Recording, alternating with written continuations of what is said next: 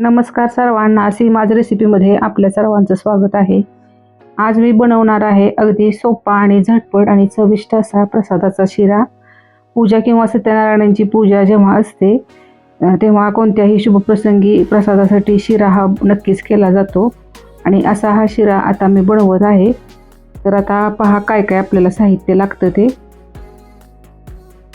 आता इथे मी घेतलेले आहे एक केळ, 15 ते 20 बदाम, 15 ते 20 काजू, 15 ते 20 बेदाणे, 1 चमचा एवढी वेलची पूड, पाऊण वाटी मी साजूक तूप घेतलेला आहे आणि 1/4 वाटी एवढं मी मोठा जो रवा आहे तो घेतलेला आहे। या प्रसादाच्या शिऱ्यासाठी कुणी मोठा रव्याचा वापर करतं, तर कुणी बारीक रवा असतो त्याचा वापर करतं। आणि इथं जे केळ आहे ते मी काप करून घेते। केळाच्या माझ्या बारीक चकत्या करून झालेल्या आहेत आणि सुके मेवे जे आहेत त्याचे मी आता तुकडे करून घेते।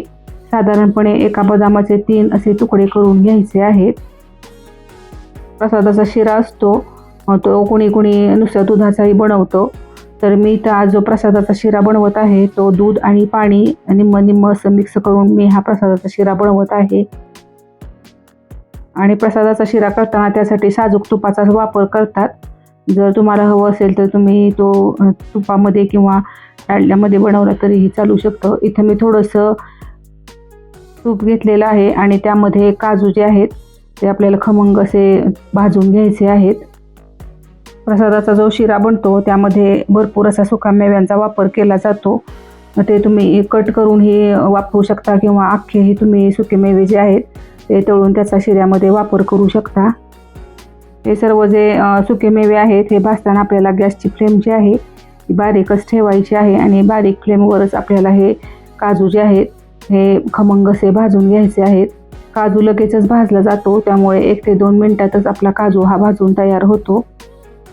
महाराष्ट्रात श्रावण महिन्यात बरीच व्रत वैकल्ये असतात, त्यामुळे आपण प्रामुख्याने प्रसादाचा शिरा हा प्रत्येक पूजेला बनवला जातो आणि मानाचं स्थान असणारा हा सत्यनारायणच्या पूजेसाठी जो वापरण्याचा प्रसाद आहे याला नेहमीच वरचं स्थान असं आहे। आणि हा जो प्रसाद आहे तो छान झाला तर आपली पूजा ही छान अशी होते। काजू जे आहेत हे भाजून झालेले आहेत आणि आता आपण बदाम जे आहेत ते आपण भाजून घेणार आहोत आणि आपण सतत हलवत हे बदामाचे जे तुकडे आहेत हे आपण भाजून घेणार आहोत। बदामाचे काप हे खमंग असे आपल्याला भाजून घ्यायचे आहेत आणि हे भाजून घेण्यासाठी आपण ते सतत हलवत राहणं ही तेवढंच गरजेचं आहे। तुम्ही पिस्ता काप किंवा अंजिराचाही वापर करू शकता आणि प्रसादाचा जो शिरा आहे तो छान असा चवीला तयार होतो। आणि इथं बदाम आपण भाजून घेत आहोत। कोणताही पदार्थ जेव्हा आपण बनवतो तेव्हा सुके मेवे जे घालणार आहोत ते खमंग असे भाजून घेतले किंवा तळून घ्यायचे असेल तर तळून घेतले तर तो पदार्थ छान असा चवीला बनतो। इथं बदाम आपले भाजणं चालू आहे आणि भाजून झाल्यानंतर ते आपण लगेचच काढून घेणार आहोत। लगेचच आपल्याला बेदाणे हे भाजून घ्यायचे आहेत आणि बेदाणे लगेचच टम फुगतात, त्यामुळे 1 ते 2 सेकंदात आपले बेदाणे जे आहेत ते भाजून होतात। त्यासाठी मनुक्यांचाही वापर करू शकता। इथं पाहू शकता तुम्ही बेदाणे हे भाजून झालेले आहेत आणि ते लगेचच टम होतात आणि लगेचच काढावे लागतात, त्यामुळं पटकन हे आपल्याला भाजून लगेचच काढून घ्यायचे आहेत। आता लगेचच आपण यामध्ये तूप घालून घेणार आहोत आणि तुपावर आपण केळ्याच्या चकत्याही आपण भाजून घेणार आहोत। आणि जर आपण केळ्याच्या चकत्या नंतर जर घातल्या शिऱ्यामध्ये तर त्या काळ्या पडतात, यासाठी केळ्याच्या चकत्याही आपल्याला यामध्ये तुपावर भाजून घ्यायच्या आहेत आणि भाजताना त्या कढईलाही थोड्या चिकटतात, त्यामुळे आपण ही कढई लगेचच क्लीन करून घेणार आहोत। इथं मी प्रसादाचा शिरा बनवण्यासाठी 1/4 कप दूध आणि 1/4 कप पाणी घेतलेलं आहे आणि हे मिक्स करून आपल्याला गरम करत ठेवायचं आहे। प्रसादाचा शिरा जो आहे तो बनवण्यासाठी मी इथं 1/4 कप एवढ्या रव्याचा वापर करणार आहे। तर 1/4 कप जेव्हा आपण रवा घेतो त्यावेळेस इथं 2.5 वाटी एवढं दुधाचं आणि पाण्याचं मिश्रण मी तयार करणार आहे। इथं कढईमध्ये मी तूप आहे ते घालून घेते आणि ह्या प्रसादाच्या शिऱ्यासाठी साजूक तुपाचाच वापर केलेला आहे आणि यामध्ये आता मी जो रवा आहे तो भाजून घेणार आहे। पूर्वीच्या काळी कुटुंब ही मोठी असायची, त्यामुळं 1/4 मापटं किंवा 1/4 चिपटं अशा प्रकारचा शिऱ्याचं जे प्रमाण आहे ते घेतलं जायचं। पण हल्लीच्या काळात जे तीर्थप्रसादाचा जो शिरा आहे तो 1.25 किलो किंवा 1.25च्या पटीतच घेतला जातो. आणि हा जो प्रसादाचा शिरा आहे तो बारीक गॅसवर आपण छान खमंग असा भाजून घेणार आहोत. यासाठी रवा जो आहे तो आपण सतत असा हलवत राहायचा आहे आणि तो खमंग असा भाजून घ्यायचा आहे. किंवा आपण रवा खमंग असा भाजतो त्यावेळेस तो जो बनणारा प्रसादाचा शिरा आहे तो टाळ्याला न चिकटता अगदी छान असा कप्पेदार असा तयार होतो. यासाठी आपण हा जो रवा आहे तो खमंग असा भाजून घेणार आहोत. साधारणपणे 8 ते 9 मिनटं एवढी आपण रवा एकसारखा असा भाजत राहणार आहोत. प्रसादाचा जेव्हा शिरा बनवतो त्यावेळेस मोठ्या रव्याचा जर वापर केला तर त्याचा प्रसादाचा शिरा आहे तो छान असा बनतो.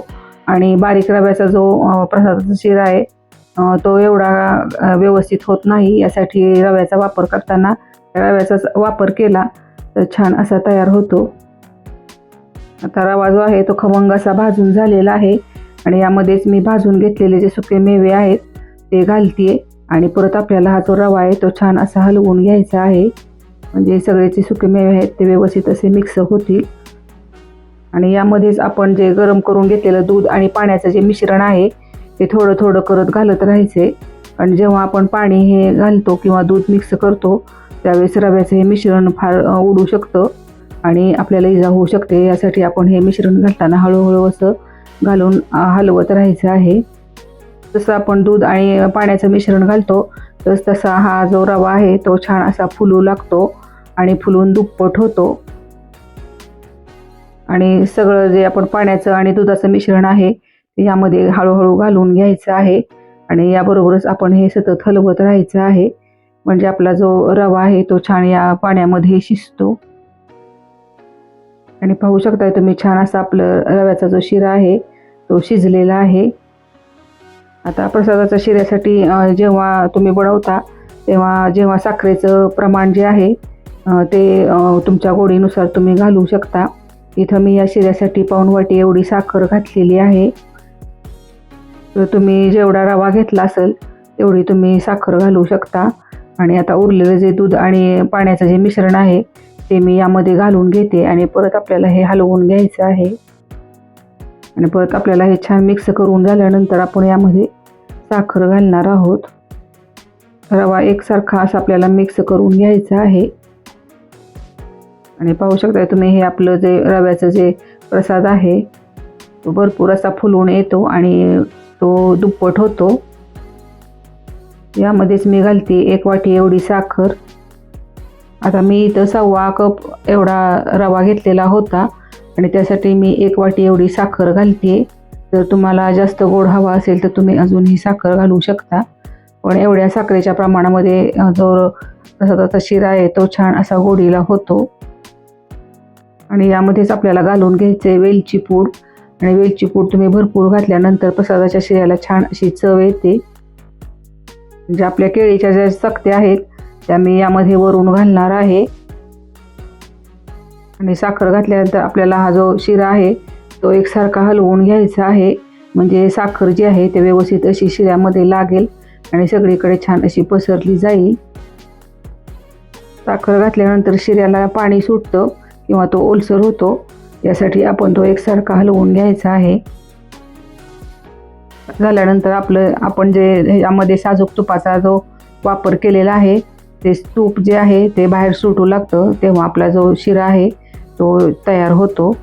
आणि यासाठी आपण आता त्याला झाकून ठेवणार आहोत. आणि साधारणपणे 2 ते 3 मिनिटानंतर आपला हा शिरा जो आहे तो तयार होतो.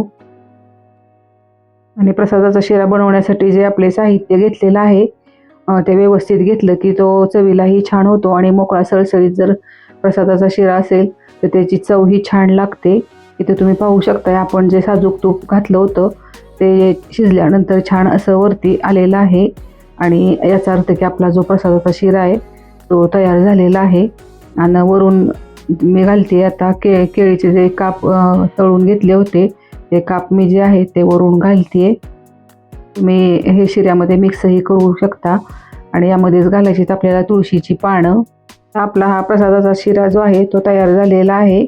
आणि कशी वाटली ही प्रसादाची रेसिपी चॅनलला सबस्क्राईब करा, लाईक करा, शेअर करा आणि कमेंटही करा.